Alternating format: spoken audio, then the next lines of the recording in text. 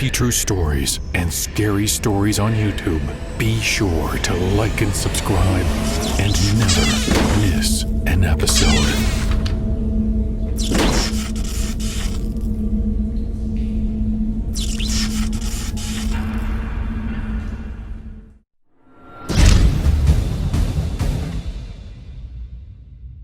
When I was 14, one of my school friends asked a few of us to come over to his house so that we could try out a Ouija board. We all gathered around a chessboard in his garage, where he had arranged Scrabble letters in a circle on it. For the spirit to communicate with us, we used a whiskey tumbler with a silver dollar on it. The idea of the coin was to keep people honest. We figured if someone was pushing the indicator around themselves, the coin would fall off while the glass would stay in place. So obviously, real scientific stuff. We started with the typical "is anyone there?" question a few times. The glass didn't move. He picked up the glass to look at it, and I saw him narrow his eyes a bit. "Look at this," he told us. When I looked at the glass, I noticed that the glass had acquired a crack in it that hadn't been there when we started. Although the glass hadn't moved, I got a bit of a bad feeling in the pit of my stomach. He replaced the glass in the chessboard with the coin on top and asked again if anyone was present. The glass began to move and spelled out the word yes. We continued to ask questions, and slowly the board began to answer our questions. I remember asking it if God was real, and it spelled out bull. None were especially religious at the table, but there was a definite impact on that statement. As we continued to ask questions, we were told that it was an uncle of one of the boys in the garage that had died in a car crash a few years ago that was speaking to us. As we continued asking questions, the tumbler started moving quicker around the board, at times knocking the letters to the floor, seemingly gaining energy. We asked him if he was okay, and he told us that he was. One thing that you need to know about what was going on at this point is at different points of time when we were asking questions, one of us would at times look like they would suddenly close their eyes, almost like they were asleep, and then suddenly come to. He also told us he would like us to visit his grave. He said he would like that. We asked him what type of flowers he would like us to bring to him, and I suddenly got very sleepy, and my eyes closed. I got a distinct picture of a yellow daffodil in my head. Right after I came to, the indicator spelled out just that. This was the point when I began to suspect that the spirit that was speaking to us wasn't actually our friend's uncle. The image in my head and the message that mirrored it gave me a really bad feeling. It could have been my rising fear, but this is where I believe that things started getting bad. In the dark, we heard a couple of bangs on the boxes the board was sitting on, then on the side of the garage. The boxes could have been one of us shifting, but the loud noise in the quiet space made all of us jump. We decided that we had seen enough and asked if we could say goodbye to the spirit, but the spirit spelled out no. That was all it took to convince me I should get out of there. I took my hands off of the glass and walked out of the garage. My friend Marshall must have had the same idea because he followed me out. We were standing out there for a few minutes when another of my friends came out and told us the uncle had gotten angry after we left. Reluctantly, we both agreed, but refused to participate any longer. The spirit shortly thereafter agreed to leave, with the promise that we would have another session soon. After we had released the spirit, all of us took the chessboard, the Scrabble tiles, the cup, and the coin, and threw them into the canal that was behind my friend's house. Then, without saying anything, every one of us ran back home. We didn't even take the time to tell one another goodbye. That night, I was plagued by horrible nightmares. I could see a figure in the shadows around me in a dark room, but I couldn't quite make it out. It would circle around me like it was stalking me. I kept waking up in a cold sweat to the feeling that something was in my room, watching me, even though I couldn't see anyone there. A few days later, the same guy asked us to come by his garage to try again with the Ouija board. I said I would come, but ended up canceling the last minute, too afraid of a repeat performance. It also seemed that my friend Marshall had seen enough himself to be wary and decided to cancel as well. Later the next day, he said that the uncle was angry with us for not showing up and threatened to hurt our face and hands. But I figured maybe they were just making this up as a way to scare us, but I wasn't completely sure. I wouldn't have taken this seriously just a few days ago. but now I didn't know what to think.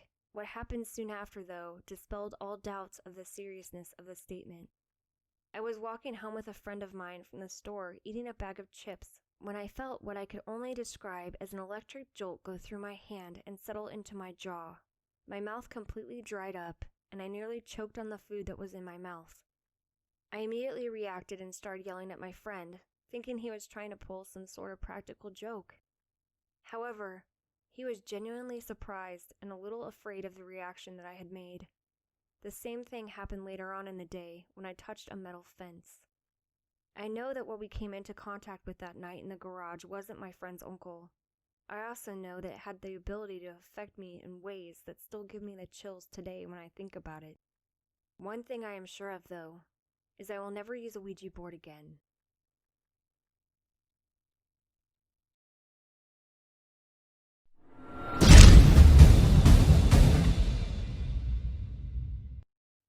My boyfriend and I recently moved into a new apartment. I knew there was something strange about the building right from the beginning.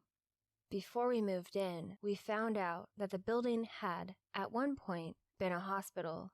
It seemed like they had just knocked down the walls and the rooms that had already existed in the building to create the units because they had a pretty standard layout no matter what floor you lived on. The other thing about the rooms was even without the AC on, it was perpetually cold. Given that we live in Arizona, this was something a bit odd. The halls in the place were also a little strange when you first got there because they were really long and had a sterile feel to them. The units were really nice though, and the price was under what our budget was, so we decided to move in. I would like to say that it took a while for things to start happening there, but that wasn't the case. The first night we stayed there, we had our first experience. I should have taken this as a bad sign, but like a fool, I ignored it. We had gone to sleep early the first night, tired of moving a lot of the large furniture into the place, and many of the boxes were still strewn around the apartment in the rooms where we believed the contents belonged. We had just thrown together the bed frame after clearing some space in the middle of the room, and then throwing the mattress on top. Even though it wasn't very comfortable, exhaustion took over, and we were quickly asleep. Sometime around 1 a.m. in the morning, we both startled awake by a blood-curdling scream that seemed to be coming from somewhere on the floor. It was odd how loud it seemed, even in our own apartment, and it unsettled me. Even as tired as I was, it took me quite a while to get back to sleep. My boyfriend didn't seem to have the same issue, though. He just seemed to roll over and was out like a light. We both had figured it was one of the other people living on the floor. I had asked him if we should call the police, but he told me it wasn't any of our business, so we should just ignore it. The next morning, we went to the manager and told her about what we had heard the night before. She gave us a little bit of a confused look. She asked us if we were sure we hadn't just left a TV on and that that was what we had heard. We both insisted that this wasn't the case. She then told us we were one of the first people to move in on that floor and no one was even near our apartment. The three of us couldn't explain how we had heard the scream. As bad as the screaming incident was, it didn't compare to what we saw about a week later. We had finally gotten everything unpacked and in general places where we thought they should be. Most of the excess stuff that wouldn't fit or we didn't want was either in storage or had been taken to the thrift shops and donated. We were just settling in for a night of television when the room seemed to get very warm. As I said before, the place was almost always really cold, so the sudden increase in heat was definitely noticeable. We had even discarded the blanket that we were sharing on the couch. I got up to check the thermostat, but it stated that the room was 71 degrees. That didn't seem possible because we were both sweating pretty profusely. I kicked it down a couple degrees, seeing if it would help, but after 20 minutes, the temperature in the room didn't seem to get any colder. We decided that the thermostat must be broken, and we would check with the manager the next day. I went into the bedroom to change into some shorts and get more comfortable. As soon as I left the living room, goosebumps formed up and down my arms and legs. The bedroom felt really cold. I assumed the temperature change was exaggerated because the heat in the living room made the normally cool temperature of the apartment seem lower than it really was. I called my boyfriend into the bedroom. As soon as he walked in, he started to shiver. He seemed just as confused as I was about the drastic temperature change. How could one part of the house seem so warm, but another part of the house be so cold? I began to hear a shuffling sound coming from the living room. We didn't have any pets, so the noise scared me a bit. I don't know why, but I started to get a bad feeling in the pit of my stomach. My boyfriend must have heard it too, because he held his finger up to his mouth for me to be quiet, and he slowly started to walk out the door towards the living room. Not wanting to be left alone in the bedroom, I followed him out. He stopped suddenly in front of me, and I walked right into him, sending both of us off balance. I had to catch myself on the wall, which gave me a clear view of the living room. What I saw still haunts my dreams to this day. A little girl seemed to be shuffling towards us. Flames leaped up from every part of her body. She saw us both staring at her and reached her arm out towards us, seemingly asking us to help her. I always thought that I was good in a crisis situation, but I just sat there frozen as the fire blistered her skin. She shrieked in pain and collapsed on the ground and lay there motionless for a moment, then disappeared completely. The heat of the room seemed to return to normal, cold temperatures that I was used to. I also noticed that where the fire had touched the ground, no marks were there. I had felt the intense heat of the flames, but there wasn't any sign that they had been there at all. I looked at my boyfriend, trying to figure out what he had seen and what I had. He seemed to be in shock, just staring straight ahead. Finally, he must have felt my eyes on him, and he turned his head to look at me. "Did you just see?" he asked me. That was all I needed to verify that I hadn't imagined the entire thing. As terrifying as the experience was, just the idea that he had seen it too comforted me. I walked over to the couch and sat down, not trusting my legs to hold me. My boyfriend came and sat next to me. It took me a couple of minutes before I could say anything. I wasn't what you would call a skeptic when it comes to ghosts. I love watching TV shows where people are looking for evidence of spirits. I always told myself that I would handle that type of situation better than some of the scared people I had seen on TV. But when it came to the real thing, I froze. Neither of us slept at all that night. We sat in our bedroom and just watched television until the sun came up the next morning. Throughout the night, we had decided that we wouldn't be keeping the place. Even if it cost us money to break the lease, there was no way that I would ever feel safe in that place. Finally, when the office was open at 8 a.m., we walked in and sat down with the manager. We told her that we would not be continuing to stay there. We didn't tell her why we were leaving, figuring she wouldn't believe us even if we did. Before we left, I asked her if she knew where in the hospital the apartment we were living in used to be. She tapped on a few keys and started reading. "It used to be the children's burn unit," she said. Things seemed to fall into place at that point. We must have seen what one of the patients had gone through that must have died while in the hospital. If we weren't going to leave before, we sure were now. We signed a termination of the lease agreement, which forfeited our security deposit. But that was the least of my concern. I wouldn't stay there another night. I'd never experienced anything like that before.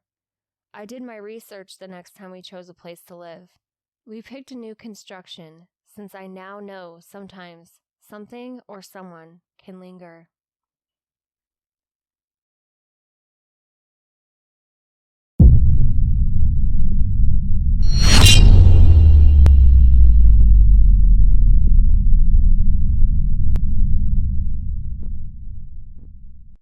One of the worst parts of working in a hospital is when a person dies, especially when it's one of the patients that you've gotten so close to. This is especially the case for me, who works in the cancer wing. You see all kinds of people of all ages dealing with this horrible disease, and you spend months watching them go through the worst pain of their lives trying to fight back. Unfortunately, not all of them win. When this happens, one of the worst parts of my job is to take the person's body down to the morgue. After what happened to me one night, the lines I thought existed between the living and the dead changed forever. I looked down at the face that just a few hours ago was contorted in such pain as her body shut down. I know she was scared to die, but she had accepted it and had a chance to say goodbye to the ones that were the most important to her. It still is amazing to me how many people that are about to cross over are the ones who are comforting those that they will leave behind. But now her fight is done, and the pain she had experienced is in the past. I lifted the white sheet over her and maneuvered around to the end of the gurney. As I push the cart down the hall, I see people looking at me out of the corner of their eyes. It isn't just the patients or their families, but other staff too. Susan had been here for 3 weeks as her body failed her, but she had been here multiple times, going through chemo and any other therapy in a desperate attempt to save her life. None had worked though, and the people in the wing would miss her. She was one that people say, Susan is gonna beat this, look how hard she is fighting. But in the end, that wasn't the case. I reached the elevator, and Tish, who was going down with me to the morgue, hit the button to call for the elevator. It took only a few seconds, and the chime announced the car's arrival. The doors opened, and I saw people filing out onto the floor. All of them gave the bed a wide berth, as if the woman on the bed carried some sort of deadly virus. Hospitals are dedicated to treating the sick and wounded, and when that doesn't happen, the ones who have dedicated their lives to saving them take it the hardest. Some doctors don't even want to be around a dead person, thinking that somehow their streak of saving people will be jinxed. I pushed Susan into the elevator, and behind me, Tish hit the button for the basement. The elevator jumped to life and began its descent into the bowels of the building. The bed rattled from the jostling of the sudden movement of the elevator, and I gripped the handles a little tighter to make sure it didn't roll around. I watched the numbers on the red LED panel reduce until the letter B was displayed. I heard the chime once again, and the doors slid open to a long white hallway. Tish walked out first, so it would be easier for me to get the bed out of the elevator. She turned around to make sure I didn't need any help as I began to push.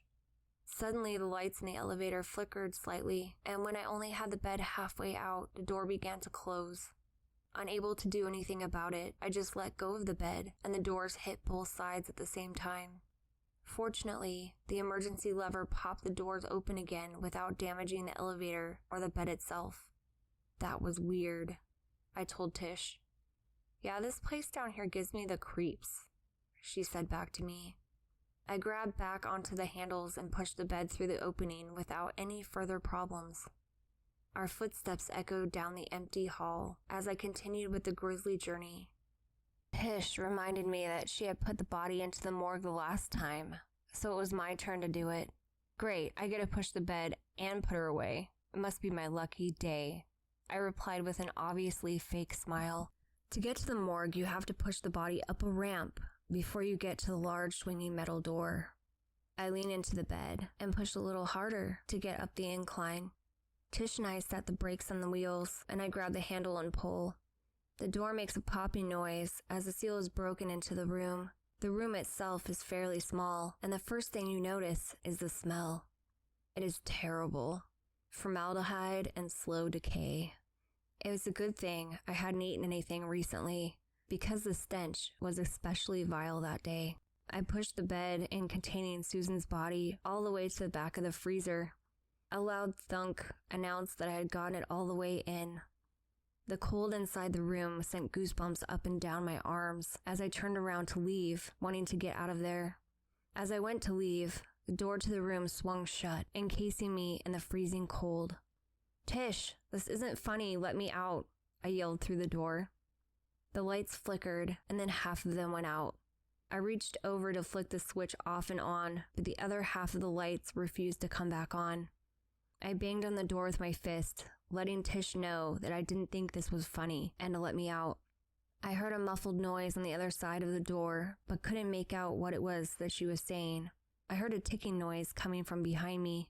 I looked up to the fan in the vent, thinking that it is the source of the noise, but the fan blade wasn't moving. "Huh, that's weird," I said to an empty room. Suddenly, it feels like the room drops at least 10 degrees. The tapping noise began to get louder and more insistent. I looked around, trying to find out where the noise was coming from. It sounded like something striking metal, but the only metal in the room was the drawers holding the bodies. The ticking noise starts again. It was coming from the drawers, but I didn't know how that could be. The only thing in there would have been another body. I walked over to the drawer and put my ear right next to it, trying to see if, in fact, that was where it was coming from. But the noise refused to cooperate. I walked back to the door, ready to start my protest to Tish all over again. As soon as my open palm hit the door once, the entire room went black. Without light, you couldn't see 6 inches in front of your face. So I put my back to the door, as that way, I at least knew where I was. I began slapping the door over and over again as the dark squeezed in around me. "Help me. Please help me." A female voice in front of me whispered. Tish, get me out of here," I yelled. Tears of fear and panic stung my eyes and face as they trickled down my face in the cold. Someone or something was in there with me, and I was almost thankful I couldn't see what it was speaking to me. I heard a dragging noise coming toward me on the floor, and I felt something touch my foot. I recoiled onto one leg, trying to get away from what was right beneath me. "Tish, please," I sobbed. The unseen thing below me grabbed hold of my leg, and I felt like it was pulling itself up my body. I slapped my hand again and again on the door, trying to get her to open the door. Its hand was near my stomach, and I clenched my eyes tightly shut, hoping not to see the phantom. The next thing I know, I'm falling backward. A brief moment of weightlessness, and then pain as my head hits the floor. At first, I think whatever had been on me has pulled me to the ground. But I hear Tish's voice above me. "Hey, are you okay? The door wouldn't open, it got stuck," she said. I reached up to touch the back of my head, and I felt the beginnings of a nasty bump where my head hit the ramp. My eyes dart to the freezer, looking for whatever had been in there, but the room was empty and all the lights were on. There was no way I had hallucinated the entire thing. At least, I didn't think so. But all that was in the room was the bed that I had just pushed in. "I need to get out of here now," I told her.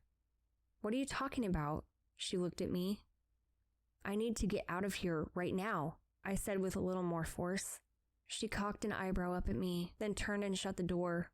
"You're acting weird," she said back. "Let me look at that bump on your head." "I'm fine. Let's just go, please." I shoot her off with a hand.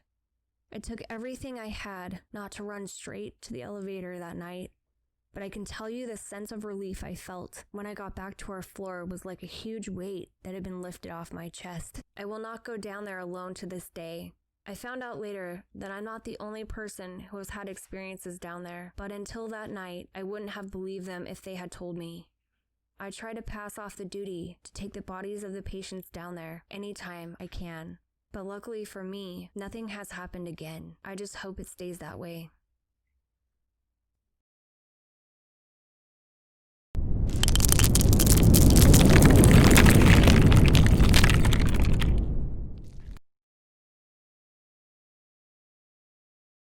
Most of us have heard the warnings out there about buying things from people online. You don't know who they are, and so you might be walking into a situation that could potentially be dangerous just for a deal that seems way too good to be true. That isn't what happened to me, though. The danger wasn't from the person, but what came with the item itself. My roommate and I had been talking about getting a pool table for the house for quite a while. The problem was that neither of us had the money to be able to afford a new one, and most of the used ones we had seen were in pretty bad shape. That didn't deter us from looking, though. Finally, after a few months of searching, we came across an ad for a table that was being sold by someone in the area. I emailed the seller, and after receiving some pictures of the item, we decided it was worth going to look at. The price was much less than the table was worth, and if it was even remotely close to what the pictures looked like, we would definitely be getting the better end of the deal. When we arrived at the seller's home, we noticed that it was a pretty nice place. The fact that we weren't in some seedy part of town put my mind at ease, that this wasn't some sort of setup and gave me hope that the table was in as good of shape as the pictures showed. When we were let in, the owner walked up to his garage and showed us the table. It was taken apart, but by the looks of it, there wasn't any damage to it whatsoever. We asked why it was being sold, but he seemed to dodge the question altogether. We were too excited about getting it though, and the asking price that we didn't really care why, just how quickly we could finish the transaction. We gave him the money and loaded the pool table into the truck. We set it up almost immediately after we got home. After waiting so long to get one, we were both pretty eager to try it out. We played long into the night that first evening. We even ordered takeout, so we didn't have to cook. It wasn't until after 2 a.m. in the morning when we finally called it quits. The next morning, I was awakened by the sound of the billboard balls rolling out in the living room. I knew my roommate loved to play, but after both of us being up so late the night before, and the fact that he isn't exactly what you would call a morning person, the noise was a little odd. I went and turned on a fan to drown out the noise and went back to sleep. When I was finally ready to get out of bed, I walked into the kitchen and found my roommate eating a bowl of cereal. I made a joke about him needing to get up early so he could get some practice in, so I didn't beat him as badly as I had the night before. He must have thought I was joking, because he told me he had been woken up by the same noise and had thought I was the one playing. I went into the living room and looked at the table. All of the balls were in the triangle where I'd left them the night before. I know I had heard the noises, and my roommate wouldn't lie about playing. So I figured I must have been hearing things from being woke up so early in the morning. Both of us hearing the same thing didn't seem likely, but we dismissed the strangeness of the subject pretty quickly. We both had to go to work the next day, but made plans to play a few games later on. When I got home, I was surprised to say the least, that I found all of the balls scattered throughout the living room. I figured my roommate was messing with me after accusing him of playing pool in the morning. But I didn't think it was likely he had come home from work just to mess with me. That wasn't his style, and he didn't get enough time to get to the house and back. When he got home, I asked him about it, and once again, he denied having anything to do with it. I was starting to get a little upset that he wouldn't just come clean. Besides, who else would have done it? We weren't two people to stay mad at each other long, so in a couple hours, I went back and apologized for losing my temper, but he still insisted that he didn't touch it. That night, I went to sleep early after being exhausted the entire day from staying up too late playing pool. Sometime around 1 a.m., I was awoken by the sounds of someone playing pool in the living room. I stormed out there, ready to confront him for being rude, but the balls were in the triangle, and all the cues were put up in their hangers with the wall. There was no way someone could have put everything away that quickly and quietly before I got in there. My roommate walked into the room, sleep evident in his eyes, and he asked me what I was doing playing pool so late when he was trying to sleep. I denied playing, but now it was him that seemed unwilling to accept what I was telling him, since he had caught me there first. This went on for a couple of weeks. Every few nights or so, we would be woken up by the sound of someone playing pool, but no matter what we did, we couldn't ever find a reason for it. Some of the worst frights I got was when the cue ball sounded like it had hit the ground hard and would roll around the floor. We finally had to admit neither one of us was doing it when both of us heard it happen when the other one was out of the house. Other than the time, though, when the balls had been scattered all around the room, nothing seems to have been moved when we hear the sound. I even tried to use sage to cleanse it, but that same night I heard the sounds again. A little over a month went by, and we decided we would get rid of the table. We both think that it was so cheap because whatever is attached to it was also acting up in the last house it was in. I really learned a valuable lesson, though. Sometimes when a deal seems too good to be true, sometimes that is exactly what it is.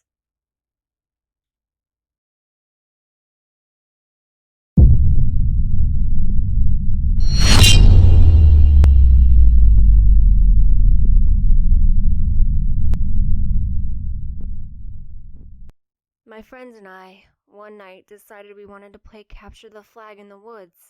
We thought that it would be fun and exciting sneaking through the woods and trying to scare one another while playing our favorite game. But although our intentions were good, things went horribly wrong. Given that there were 5 of us, we decided to split up into 2 teams. Me and my friend Chris were paired up together.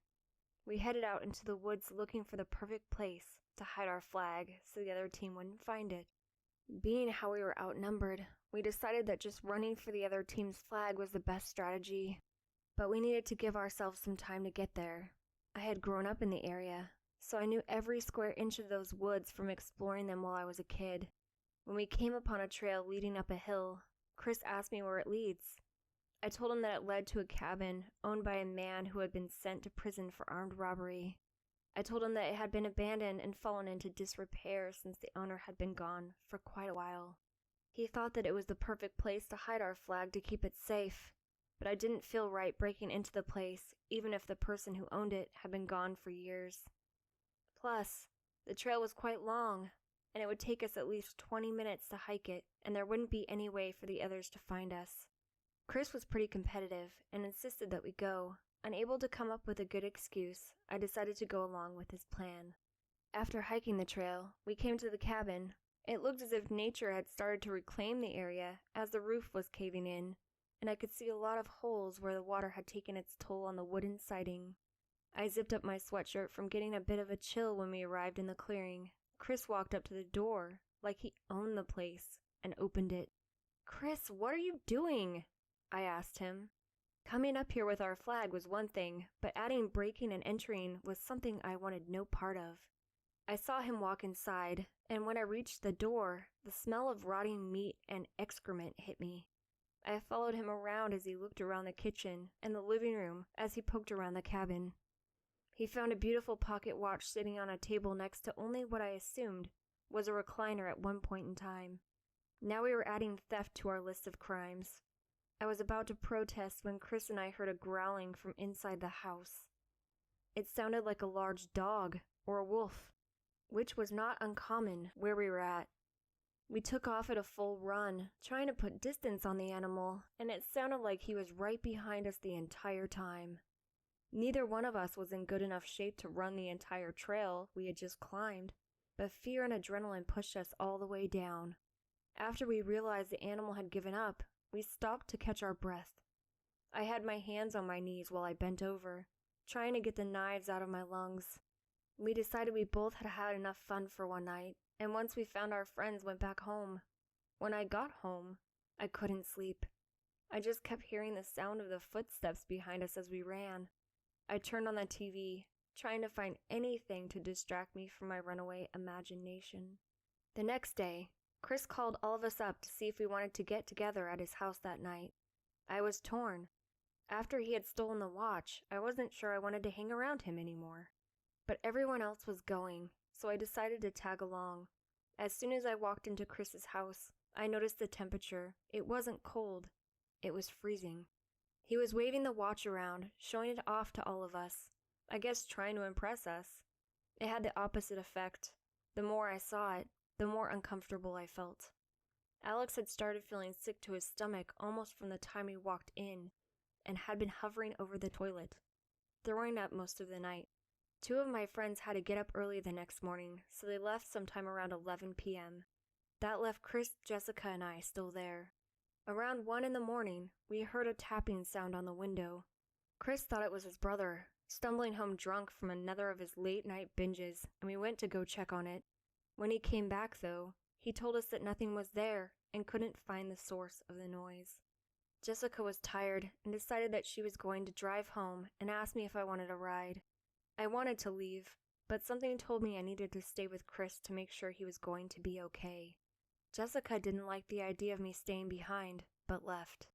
As it got later, Chris seemed more and more out of it. When I asked him if he was tired and wanted to go to sleep, he met my eyes and told me no.